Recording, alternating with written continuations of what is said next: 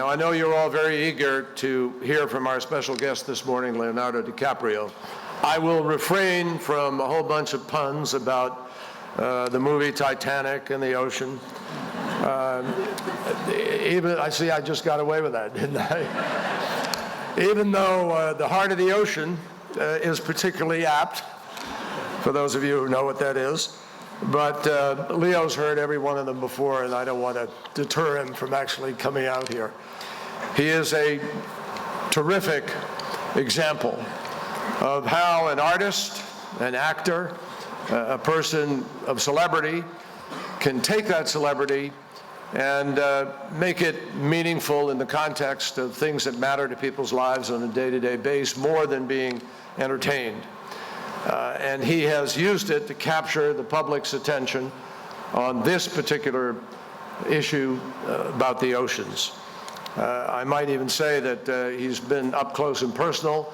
He was just telling me, I had asked him about an incident where I heard a shark tried to eat him. And he said it was the first instance of a white shark jumping into a shark cage where he promptly flattened himself and somehow avoided disaster. So that, my friends, is why he is here today. In fact, the first philanthropic dollar I ever contributed was to save the wild manatee in Florida. I'd never seen a manatee before, but I somehow felt connected to the plight of these animals who had no voice and no ability to save themselves from the devastation caused by human activity.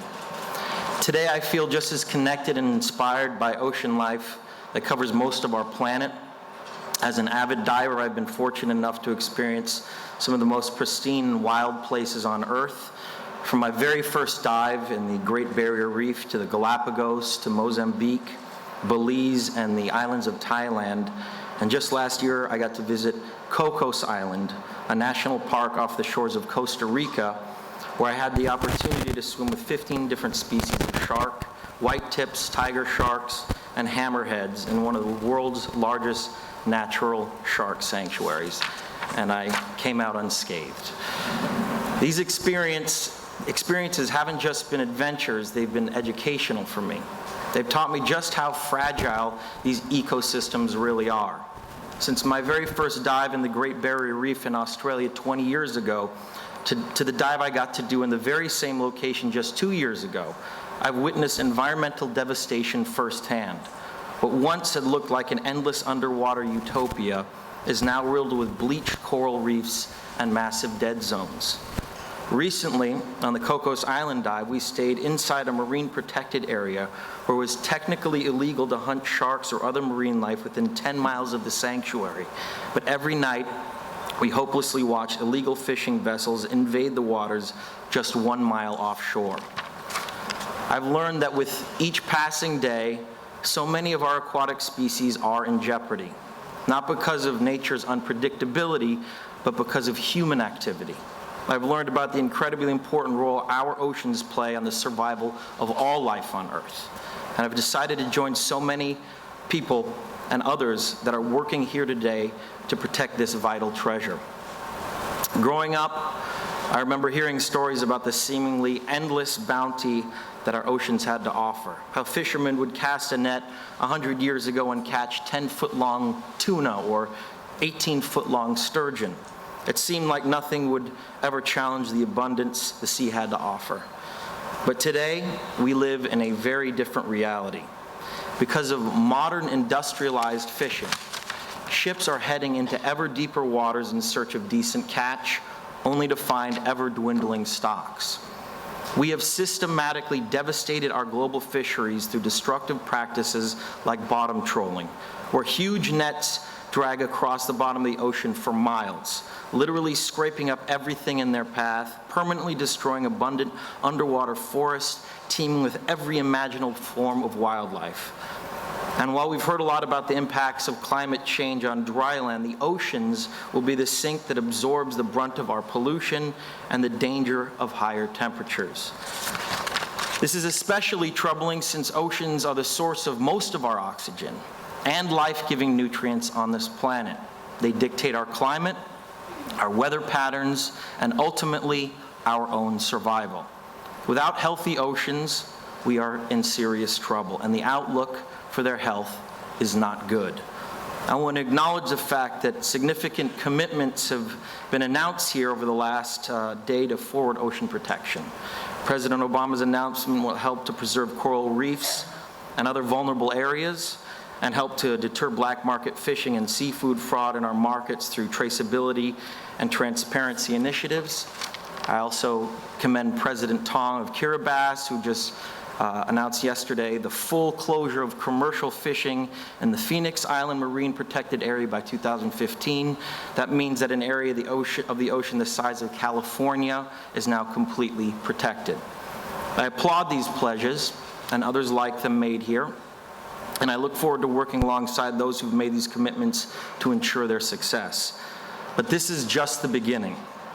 We need to do much more to scale these commitments globally, continuously building more urgency and momentum to match the magnitude of this massive global challenge.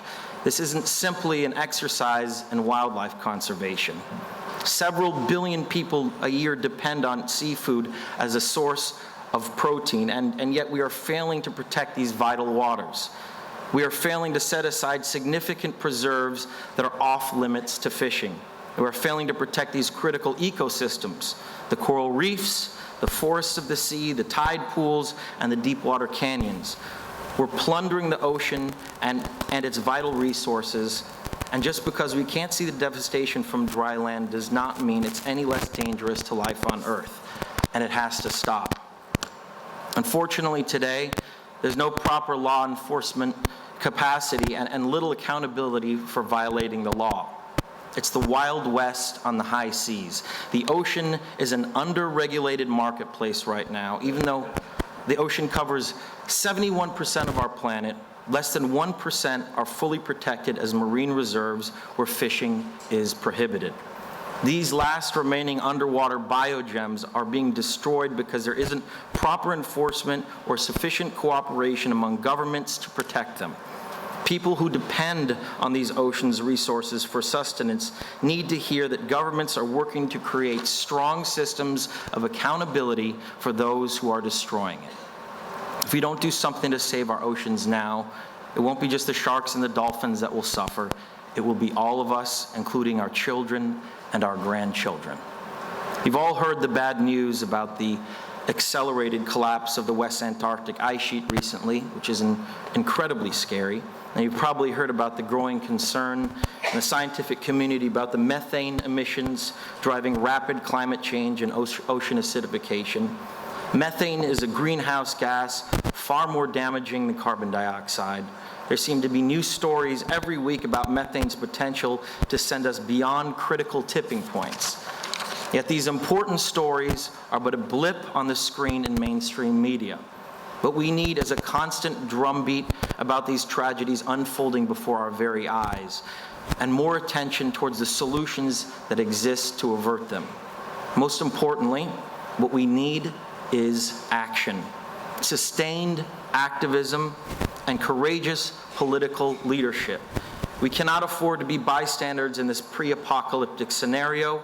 We have to become the protagonists in the story of our own planet's salvation. We need to step up now. Now, the good news is we can do this together. As we've seen and heard in this conference, solutions exist all around us, but they will remain one-off projects or just ideas on paper until we commit to act on them on a global scale together. I'm standing here today as a concerned citizen of this planet who believes that this is the most important issue of our time. My foundation, as Secretary Kerry recently announced, gave a $3 million grant to the organization Oceana to support their efforts to protect sharks, marine mammals, and key ocean habitat in the Eastern Pacific. Today, I am here to commit even more of my foundation's resources to this cause.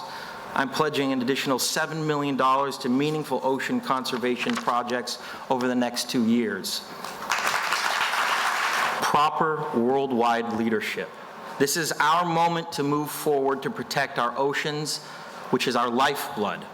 Now, working together, we can create and strengthen existing marine reserves that benefit coastal communities, as well as the health of the world's oceans and its life-giving resources.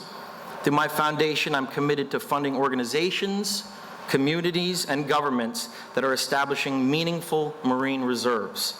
My partners and I, including Ocean's 5, Pristine Seas, and Oceana, are prepared to provide significant resources to help design, establish, and implement reserves that are globally real and significant. 2 years ago, I learned an exciting opportunity in Antarctica, a magical place that is home to some of the world's largest populations of fish, penguins, seals, whales, and seabirds. I learned that many progressive governments were working to create large reserves in the Southern Ocean, and I wanted to help. My foundation became a proud supporter of the Antarctic Ocean Alliance, an international coalition of organizations working in partnership with Australia, New Zealand, and the European Union and the United States. Mr. Secretary, I remain excited and very optimistic about the prospects of a successful outcome. If there's anything we can do to help, please let us know. I was tremendously thankful for the response of over 1 million people around the world who expressed support for action in Antarctica. My foundation and our partners have also helped protect some of the 100 million sharks who are being killed each year due to overfishing, primarily for their fins.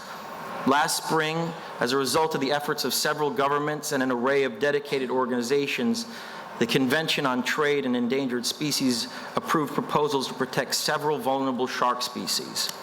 It was a great example of success through collaboration, and together, it's time to create more of these examples on a global scale. We know we cannot do it alone. The only way to address problems of this scale is through smart collaboration between governments, communities, organizations, and scientists. So I stand here today to challenge all of you to step up, to utilize your positions of authority to ensure the health of the oceans that are so vital to people's lives all around the world. Together, we can solve this problem, but it will not be easy. It will take courage, sacrifice, and true leadership. As it happens, we have here with us today many of you who have already shown leadership on this issue and are capable of doing much, much more. My ask is straightforward: step up. Mr. President, Secretary Kerry, all of you here today, we urge you, we're imploring you, we're cheering you on, we're watching you, and we need you to do the right thing. We'll be here to support you every step of the way, including right now with our actions in this conference. But you are the leaders we are looking towards to deliver the protection that our oceans deserve and require. We know you will make us proud. Right now, we're launching an ambitious mission to protect the world's oceans, but we have a long, long road ahead of us. We must push ourselves to step up every chance we can get. Thank you very much from me, from the wildlife in our ocean that has no voice, from the billions who depend on the abundance that the ocean must continue to provide, and from all of us, and from the generations to come, whom I hope will experience, just as we have, the beauty and abundance of our oceans. Thank you.